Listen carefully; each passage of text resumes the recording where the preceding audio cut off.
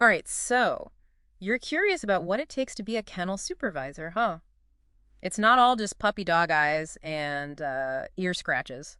Well, I'm sure those are definitely perks. Yeah, for sure. But we're going deep, diving deep into the world of kennel management in this deep dive. And we're using RoleCatcher's career guide to help us kind of navigate this world. Yeah, and what I think is really interesting about this Hmm. is it really blends a love for animals, right? Right. With like some pretty serious leadership skills, Right. is managing teams and handling anxieties from pet parents.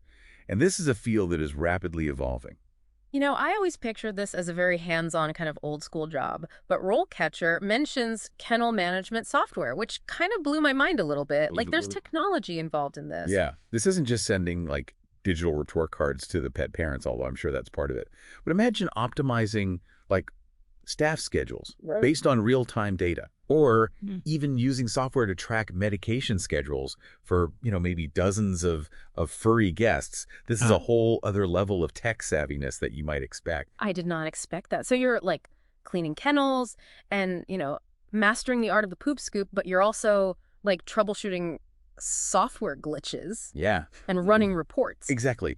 And speaking of like the less glamorous task, Yeah. RoleCatcher doesn't shy away from like the physicality of this job. Mhm. It's long hours on your feet. You're exposed to some, let's just say, not so pleasant smells. Right. And you really need emotional stamina Hmm. because you're dealing with animals and they're not always going to be on their best behavior. Yeah, these are living beings, right? Not Yeah. just like fluffy little, cuddle buddies all the time. Right. But that brings up a good point about like the emotional intelligence required for this job. Mm. Because it's not just about, loving animals. You need to understand their behavior. You need to recognize signs of stress. You need to be able to create a safe and secure environment for them. Yeah. And let's not forget those anxious pet parents, too. Yeah. Imagine dealing with someone who's convinced that their fur baby won't eat unless it's, serenaded with lullabies or something. Right. It takes a special blend of empathy and communication skills and this ability to reassure even the most, I guess, overprotective cat parent. Sounds like you need the patience of a saint and maybe like the diplomacy of like a UN ambassador or something like that. Sure. Because RoleCatcher actually lists handling customer complaints and concerns as a key responsibility, which makes total sense. I mean, people are, crazy about their pets these days. They are. And those complaints, they're not always going to be straightforward. You have someone who's convinced that their dog needs like, extra belly rubs, or maybe someone who's worried about, kennel cough spreading. Yeah. You need, like you said, that high emotional intelligence to kind of navigate those situations. So it's not all like tail wags and playful barks, right? You need a thick skin, a cool head, and really like a genuine passion, not just for the animals, but for the people who love them. What are some of the other maybe pros and cons that might surprise someone who is considering this as a career path? Well, I think on the plus side, there's immense satisfaction in knowing that you are making a real difference in the lives of animals. Hmm. And the bond that you build with them can be so rewarding. For sure, for sure. Huge perk if you love animals. RoleCatcher does point out irregular work hours as a potential downside. Mhm. So weekends, holidays, early mornings, you got to be flexible. You're not Yeah. working a 9 to 5 Monday through Friday kind of a gig. And while that joy of working with animals can be really fulfilling, it's not always enough to offset some of the challenges. The source mentions limited career growth as another potential con. So while there are opportunities to move up, it might require additional certifications, or maybe even relocating to a larger facility. Which I guess makes sense, especially in a field that's often seen as more hands-on, than like, I don't know, corporate ladder climbing. Yeah. But RoleCatcher does lay out a kind of a typical career trajectory, going from kennel assistant to kennel attendant to supervisor. I'm curious what that actually looks like in terms of responsibility. Like, how do you climb that ladder? Yeah. So picture this. You're starting out as a kennel assistant, and you're bright-eyed. You're ready to take on the world of kibble and water bowls. Right. You're focused on those essential hands-on tasks. Yeah. The cleaning, the feeding, the walking, making sure those tails are wagging. Yeah, you're really getting to know like the ins and outs of daily animal care. Yeah. Those foundational skills, really like rolling up your sleeves and getting your hands dirty. Exactly. But as you gain experience and you start to demonstrate those core competencies, you might move up to that kennel attendant role. Okay. And there, you're still involved in the day-to-day care, but there's a little bit more emphasis on managing those operations, maybe even supervising a few other people. Yeah. Okay.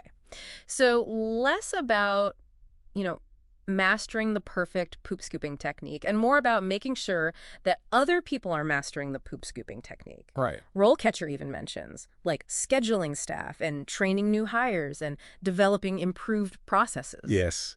You're starting to think a little bit more strategically. How do we optimize those daily routines? How do we make sure the kennel is running smoothly? And this is where those leadership skills really come into play, because you're not just following protocols anymore. You are helping to shape them. And that experience that you had, starting out as an assistant where you're really in the trenches, that's got to be so valuable Right. when you're then training other people because you've been there, you've done that, you know what it really takes to get the job done. Absolutely. And as you continue to excel in that attendant role, and you're showing not just your animal care expertise, but you're growing leadership abilities, that path to kennel supervisor becomes a little bit clearer. Okay. But it is a big step up. Yeah. Requires a different kind of mindset. You're looking at a broader skill set. So, what are some of the key distinctions then between, that kennel attendant and a full-fledged supervisor? Where's that line? So think of the kennel supervisor as kind of the conductor of this furry orchestra. Okay.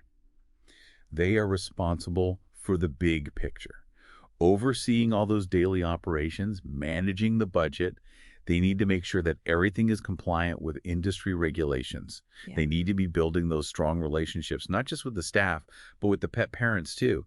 It's a lot to juggle. It takes a really unique combination of skills. Yeah, it's no longer about, knowing how to soothe a chihuahua who's feeling a little anxious or how to administer medication. Right. You need financial savvy. Yeah. You need a deep understanding of industry standards and then this ability to lead and motivate a team. Exactly. And that's where those certifications, that RoleCatcher mentioned, those become super important. Staying updated on industry trends, because that shows your commitment. It shows potential employers that you're really serious about them. We're really invested in this field, yeah. Because you need to stay ahead of the curve in an industry that's constantly evolving. Oh, sure. New technologies, changing regulations, evolving best practices, and there's always something new to learn. Absolutely. And that's what makes this job both challenging and incredibly rewarding. It really is. It's you're constantly leveling up, which I guess is something that our listeners would appreciate. Those learner listeners, as we like to think of them. Yeah, definitely. But it makes me realize this isn't something you just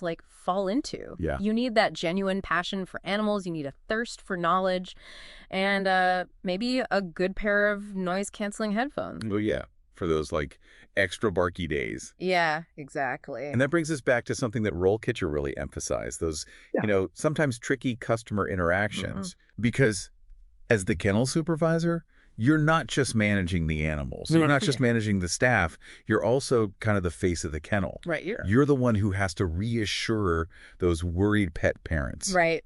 And, kind of resolve those inevitable, my dog only eats organic grass-fed treats situation. Oh, I can imagine. What are some of the most common challenges that a kennel supervisor is going to face with those customer interactions? Because people can be, let's be honest, a little particular about their furry family members. A little particular. Oh my gosh. Try explaining to someone why their pampered pooch might not be thrilled about sharing a kennel with a snoring bulldog. All right, great. Or dealing with the pet parent who is convinced that their dog isn't getting enough playtime, even though, they've been playing fetch with the staff for the last hour. Yeah, it takes a certain kind of patience and diplomacy to deal with those situations. For sure. You have to be empathetic but firm. You have to be knowledgeable but approachable. It's a real balance. Exactly. And it really highlights that unexpected complexity of this role. You're not dealing with wagging tails and playful meows. You're dealing with human emotions, human expectations, and sometimes a little bit of, let's be real, pet owner delusion. A little bit. It's almost like a crash course in animal care and human psychology all at the same time. Right. Which, when you think about it, it makes sense because a happy pet usually means a happy pet parent. Exactly. And that is something that RoleCatcher emphasizes throughout this whole guide, how important clear communication is, building that trust with the pet owners, going that extra mile to really create a positive experience for everybody. Yeah, for the two-legged and the four-legged. Exactly. So for anyone who's listening who is considering this, as a career, what is the one key takeaway that you hope they walk away with from this deep dive today? You know what? A love for animals, Hmm. that's essential. It's only one piece of the puzzle, right? Wow. To be a truly successful kennel supervisor, you need that multifaceted skill set. You got to have a passion for learning. Right. And you need to understand that you're not just caring for animals, you are caring for the people who love them most. And sometimes that might be the even harder part of the job. But for those who are up to it, it does seem incredibly rewarding, incredibly fulfilling. So huge thanks to RoleCatcher for giving us such a great look at this profession. Absolutely. Until next time, keep those brains engaged and keep those tails wagging.